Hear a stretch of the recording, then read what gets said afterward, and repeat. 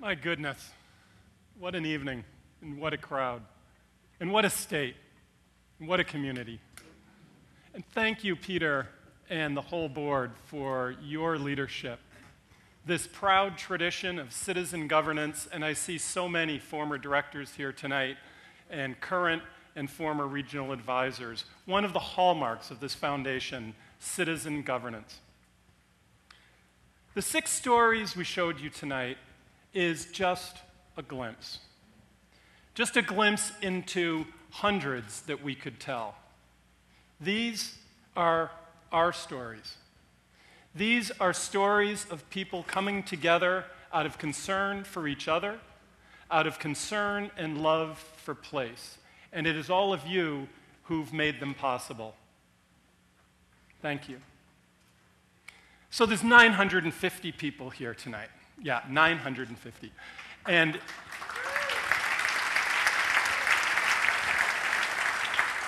But there are 44 I want to make sure that you know. And that is my amazing, talented colleagues on the staff.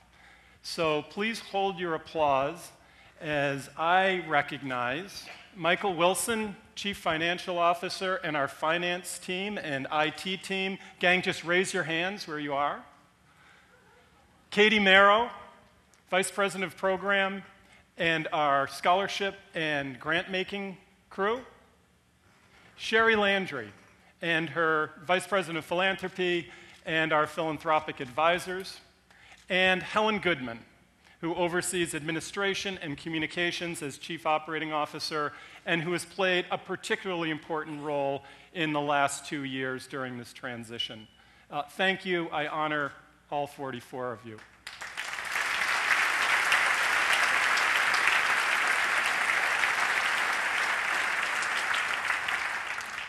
Life has changed, and tonight we say goodbye to 2 valued, dear colleagues. Helen Goodman is retiring.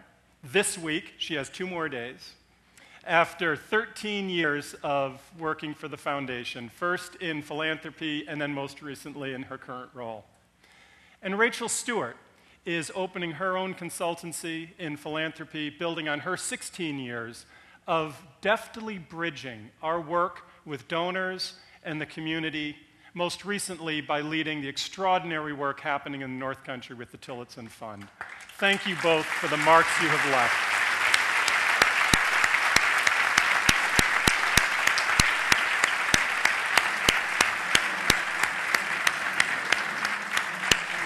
But let it be noted that the North Country has arisen for Rachel.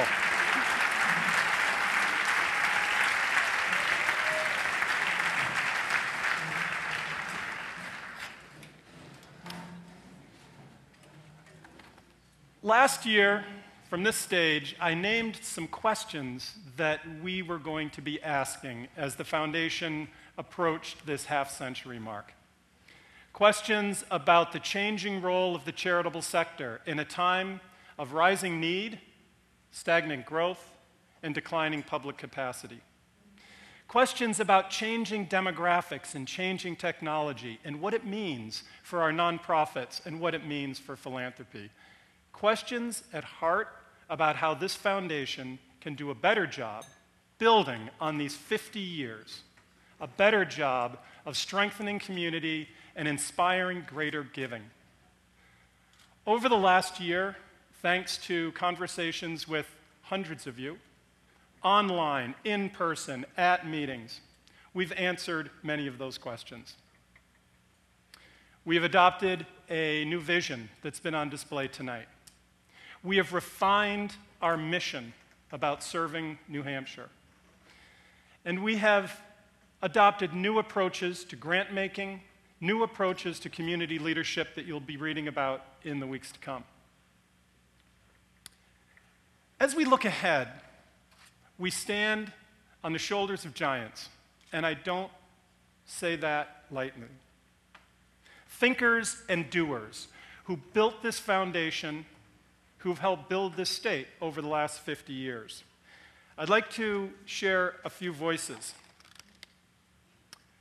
Here's one. The business of the charitable foundation is to make grants, but its purpose is to build community. Dudley Orr wrote that in 1970, 8 years after he and John McLean and Eugene Struckoff founded this institution. Here's another one. The dynamic and changing constituency of the foundation. Dynamic and changing. I think that pretty much describes this room tonight.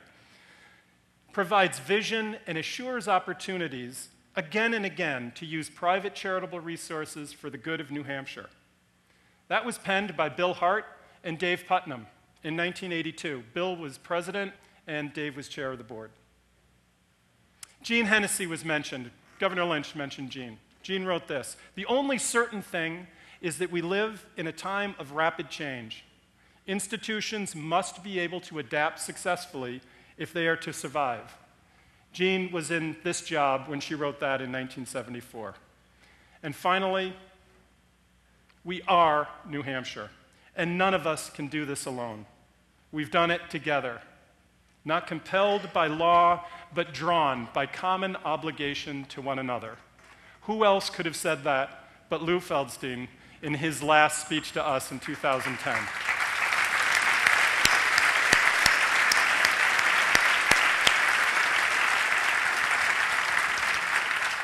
I actually just used Lou's last name for the first time, like in my life. Lou, you ever notice Lou's kind of like Oprah?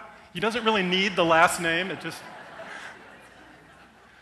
So think of these words with me. Many of you know that I like to write, and I'm inspired by other people who write. These words: community, vision, change, together. These words are not on a page, they're alive in this room. I see them in this connection, this deep connection we have to these 8 distinctive regions. I feel the energy around those regions.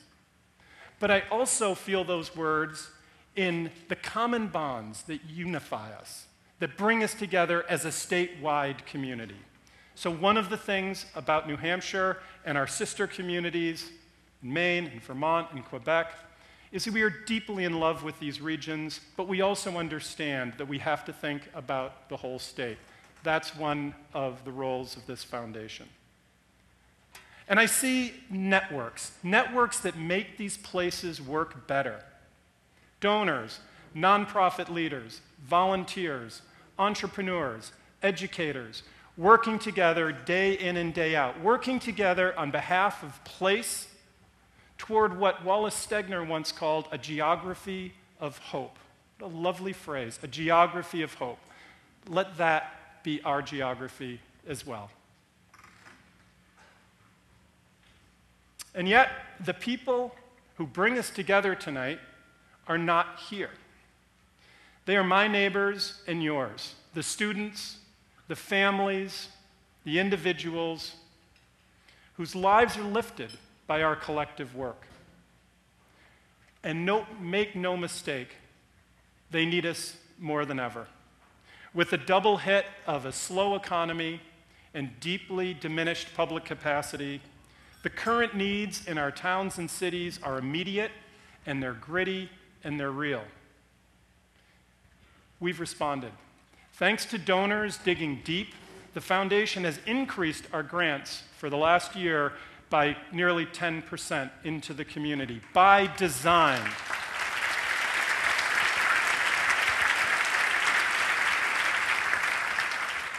We funded 1,500 separate organizations and nearly 2,000 students last year, and that's just a single year. And thanks to public and private partners, so many of you in the room tonight, over the last 3 years, we've leveraged almost $50 million in outside funds coming into New Hampshire, primarily public, in order to get more out of this work. Every dollar leveraged for more impact.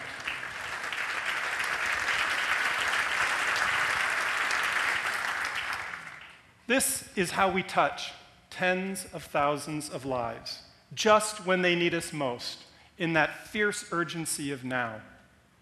And we do this work 1 year at a time, and it matters for today.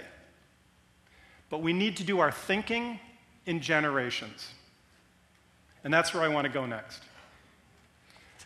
Just as the founders of this foundation envisioned a need that was ahead of their time pooling charitable assets for greater impact. So what must we imagine and ask what's next?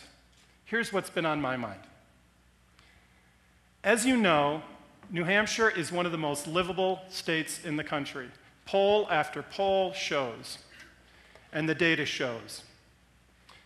By and large, Granite Staters are safer, healthier, richer, better educated, more engaged than Americans as a whole, and that is a credit to the work that we do. But there are two cautions. First, these ratings are averages, and they don't reflect the growing disparity geographically and socioeconomically. Simply put, this high quality of life that has been our hallmark is increasingly out of reach for just too many of our neighbors. And second, too many trends are going the wrong way. So yes, we have low overall poverty, among the lowest in the country. But look closer. 1 in 4 children in Manchester are now living in poverty, and there are pockets in Coos County, Strafford County, Sullivan County, where the poverty rate is well higher than the national average. Yes, public health is very high in this state, but as Tim showed you before, we have the highest, we are number 1 in prescription drug abuse, and we are 3rd in underage drinking. Yes, we're more likely to have college degrees in New Hampshire, but that's not true for people who were born here. We've largely been importing a lot of that high educational attainment over the last 25 years. And we have the highest student debt load in America. The trend that might have the most impact, the trend I don't think we have yet grasped what it means for us, is that in-migration in New Hampshire has virtually stopped. So after 25 years of leading the Northeast in growth, we're down to a trickle. We see these trends today, but do we understand how they will shape our tomorrow? Quality of life is not granted from on high. We earn it. We earn it by looking ahead, by sharpening our focus on how and where we can do better. How and where we can do better together. So this, in the end, is the foundation's job, to think not in quarters or years, but in decades and generations, to be a long-term leader, a long-term partner in a short attention span world. So tonight, we celebrate our 50th. I'm already looking ahead to the 100th. Not that I'm going to be here, but that is precisely the point. Oliver Hubbard passed before he saw the state's teen drinking rate finally decline just a few years ago. Marguerite Wellborn, she didn't prescribe how to conserve the environment. She just knew it was important, and she left it to others to figure out. Neil Tillotson spent a lifetime building a fortune so he and Louise could spend eternity giving it away, and giving it away to problems that they could not anticipate by trusting their neighbors to do that. Granite Staters yet unborn will learn a trade and get a better job because of Dick Lavalier's Medallion Fund. That is looking ahead. That's giving back. That's vision.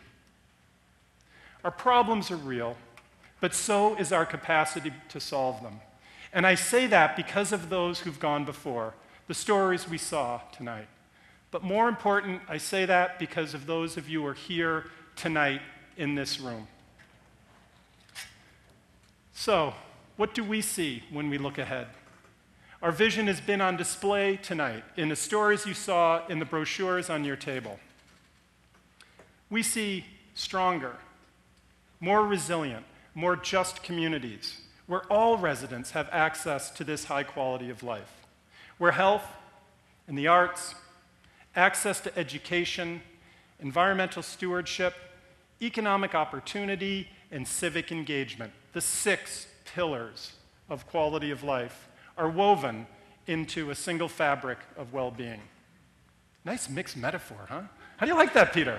Pillars and fabric, that's pretty good. This vision for New Hampshire pulls us forward, and it will shape the work of the foundation in the years to come as we build on the promise of the first 50 years. We will add value to every dollar entrusted to us through sound investment and strategic leverage. We'll connect donors more effectively with the state's most promising ideas, organizations, and young people. We will simplify our grant making, encourage collaboration, reward innovation. We'll promote civil discourse and help advance sensible public policy. In short, we will build stronger communities and inspire greater giving. Please join us however you can. Give back. Look ahead. Dig deep. Let it be said of us, as Eugene Struckoff said of our founders, that they sought the truth of their time and place. Philanthropy has been called society's passing gear. I say, onward. Thank you, be well, and good night.